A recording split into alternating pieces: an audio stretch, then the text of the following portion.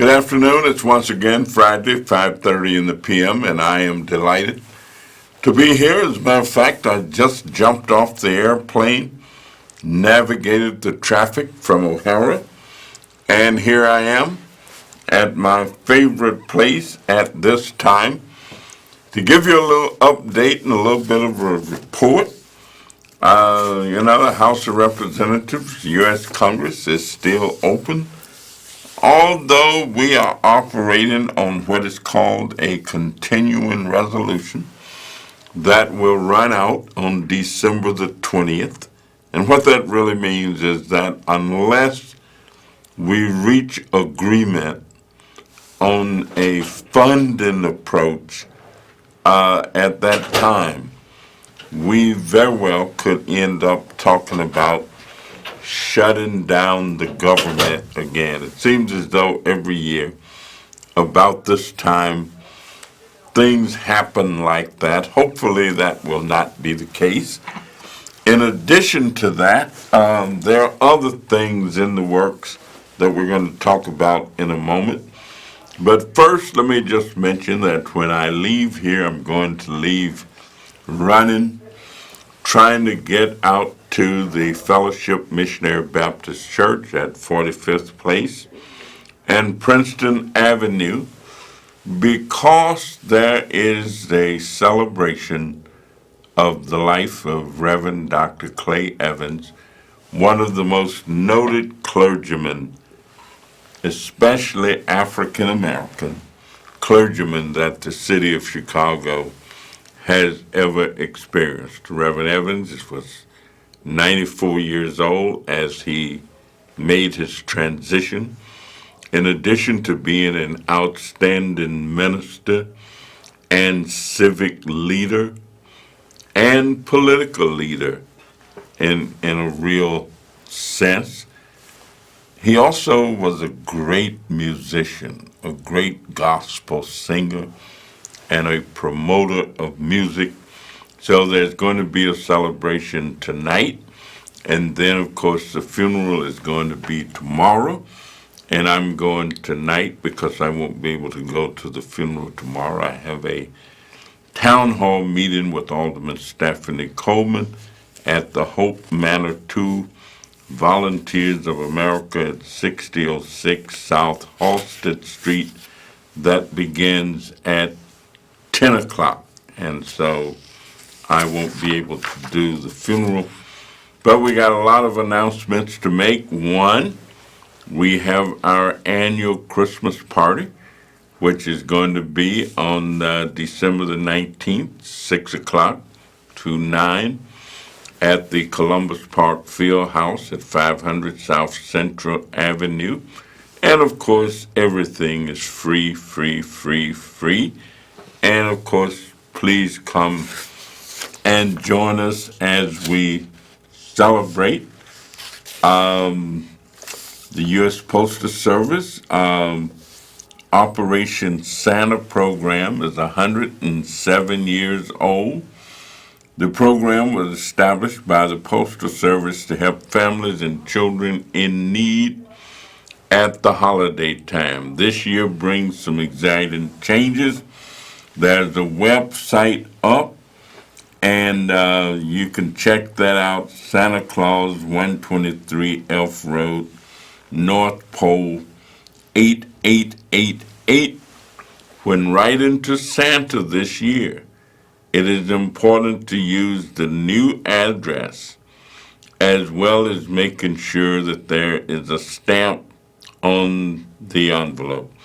And so if you've got children or if children want to write to Santa Claus, you can address the letter, put a stamp on it, send it to 433 West Harrison Street, Chicago, Illinois, 60699. So please do this. If you want to get gifts from anybody, for anybody, just do it and expand the opportunity. If you've got children, they always look forward to that. and please do it. We've got a caller, so we'll go right to the phone and take that call now. Caller, are Good you evening. there? Good evening, Dr. Davis, U.S. Yes, sir. How Representative are 7th you? District. I want to make some remarks about the late, great Clay Evans. He was a good man, and he stood on the side of righteousness when other people didn't. And I'm a little bit of a historian. He was one of the first, not one of them came later and joined the welcome Dr. King here in Chicago, and he did it at a cost. When for years his church wasn't his new part of his church wasn't built, and Richard, if I'm wrong, stop me dead in my track. Richard J. Daly stopped his church from being built. And a lot of these older ministers right now, they praise King and all that. Years ago, they told King don't come to Chicago and like mind his own business. And like I said, Craig Evans was on the side of righteousness when it cost him. Now, if I'm wrong about anything, stop me dead in my tracks. No, that history that you just cited, Reverend Evans was in the process of building the church, but then Richard J. Daley would not allow the permits to be granted. And of course, you can't build things without a permit to build. And he held up the building of that church for a number of years. And so Reverend Clay Evans was known as a stand up guy at that time, along with Reverend Sheldon Hall, Reverend J.N. Stone, and I can think of a number of other ministers who were willing to buck City Hall and say, welcome, Dr. King. Reverend A. Patterson Jackson at Liberty Baptist Church and a number of others said, okay, we welcome Dr. King to Chicago. You are absolutely correct. All right, well, thank you so much, and we appreciate that bit of history and that bit of accurate history. So I just mentioned the town hall that we're having on tomorrow. Then on next Saturday, December the 14th, we are having our State of the District Town Hall meeting, and that's going to be from 9 o'clock to 3 o'clock at Malcolm X College. You can, come and join us, and we're going to be talking about all kind of different things. And anything that we don't have on the agenda, you can put it on the agenda and talk about it yourself. So we got a lot of things still coming up, a lot of things at the end of the year, as we always do. And so we hope and look forward to seeing you on either tomorrow or the next Saturday. And a lot of things are going on. Now let me just mention, well, I think we've got another caller, so we'll go ahead and take that call. Caller, Yeah, how are you you doing, there? Connie Davis? Yeah, how you doing, Connie Davis? Okay, James, how you doing? Yeah, I said, God has been on your side, and now he gonna be on Nancy Pelosi's side to get rid of Donald Trump.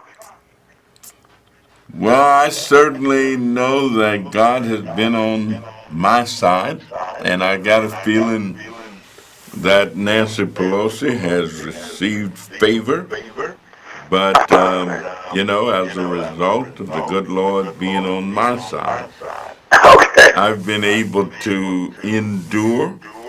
I celebrated 50 years of being married the other week. I have the use of my mind and my limbs. I've been out gathering signatures. I've been out knocking on doors. I've been out walking up and down the street. We have a great bill that's going to be on the floor of the House next week. I've got at least two provisions in that bill. We're going to pass it, and it's going to bring millions of dollars to Illinois and to other states as well. So, yeah, God has smiled on me. And so I appreciate that acknowledgement. And I thank the good Lord for being able to keep doing what I do and what I love to do. And we're continuing to see results.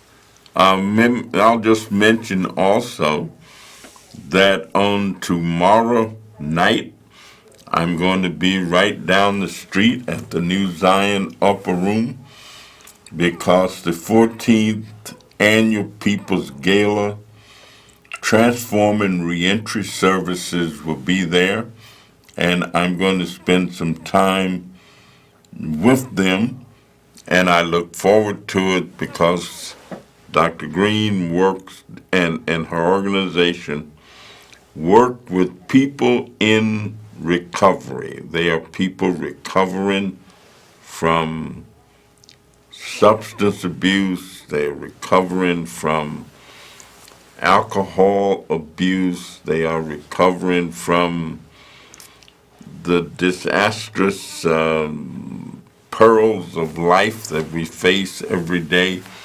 They do outstanding work. I want to wish them well, and I hope to spend at least some time with them on tomorrow night, right down the street. Of course, you can always call us. We've got another caller on the line. Caller, go right ahead.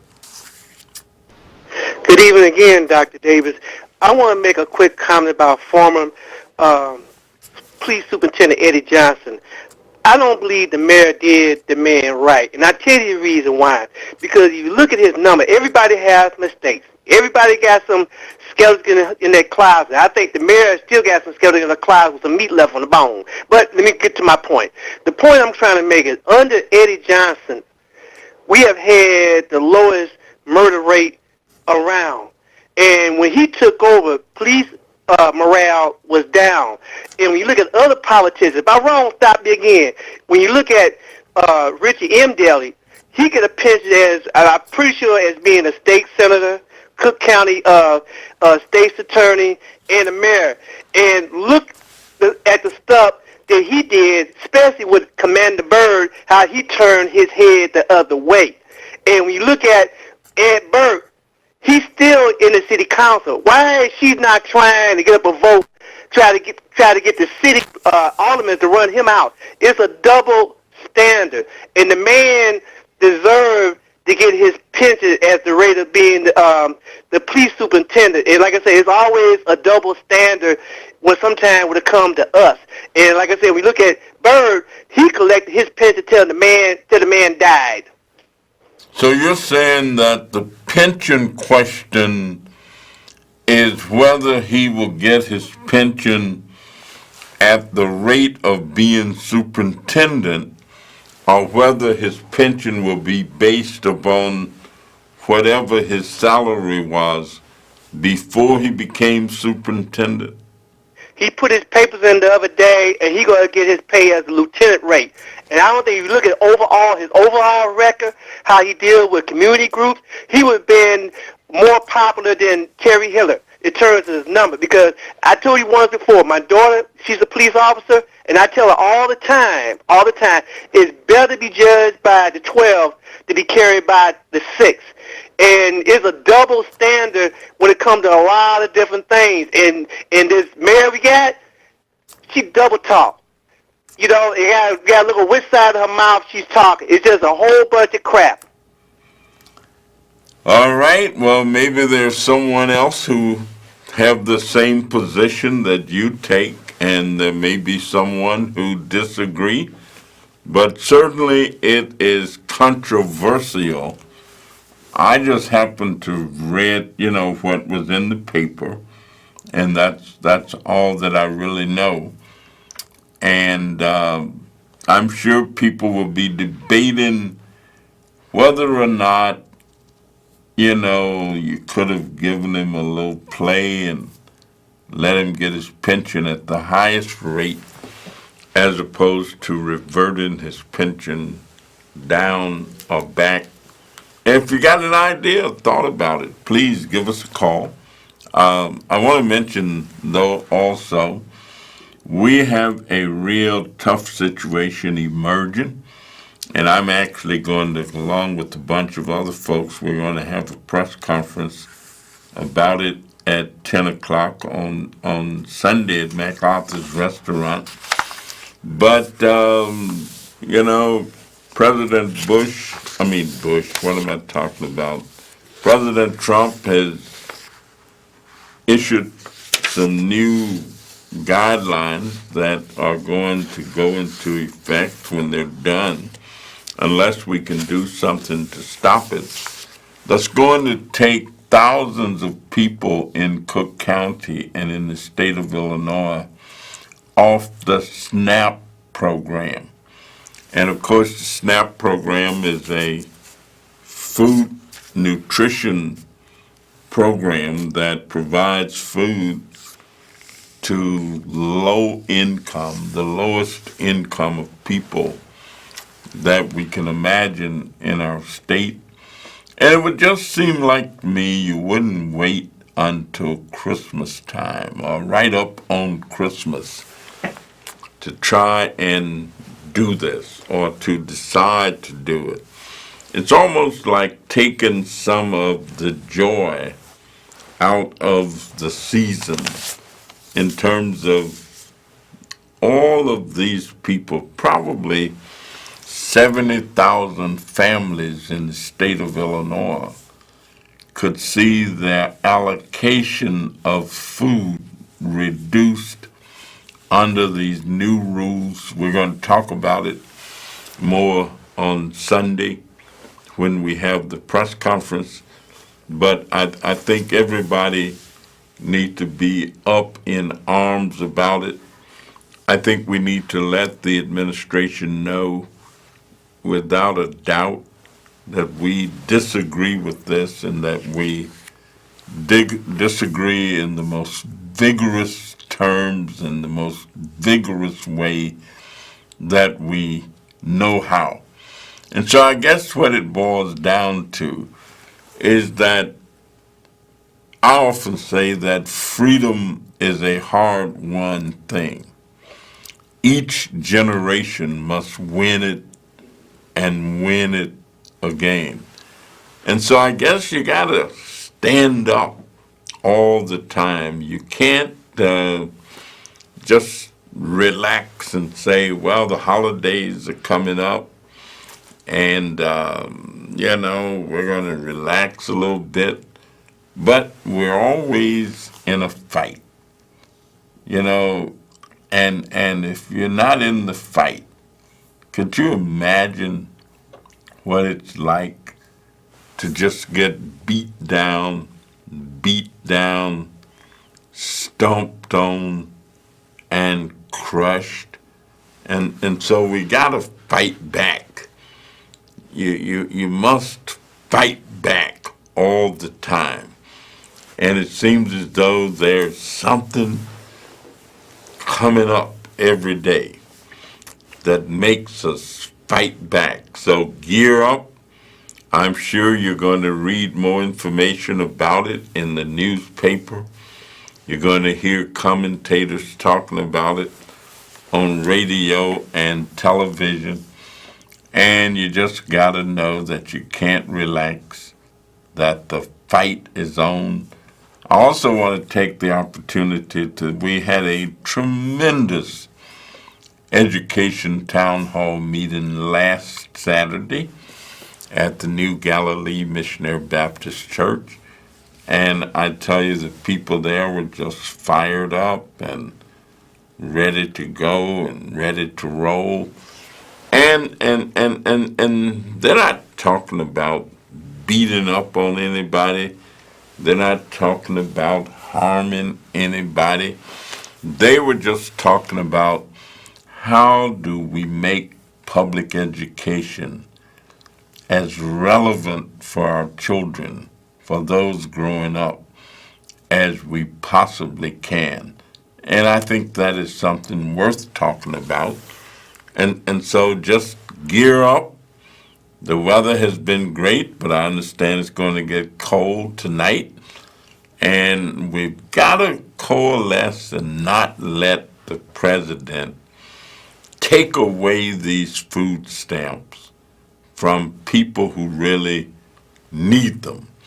I often think when there's a big fight looming, I think of the poet Claude McKay, who said, and I'll end with his poem, he said that if we must die, let it not be like hogs hunted and pinned in an inglorious spot, while round us bark the mad and hungry dogs, making their mock at our cursed lot.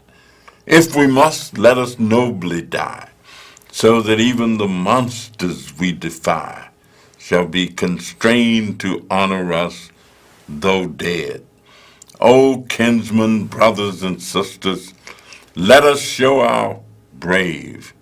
Let us meet the common foe, and for their thousand blows deal one death blow. For what before us lies the open grave, and like the true soldiers and warriors of yesterdays, like the Frederick Douglasses and the Sojourner Truths, we'll face the murderous cowardly pack, pressed to the walls dying, but always, always fighting back. Sante Sana, a luta continua, the struggle must continue, and we will conquer without a doubt. See you next week.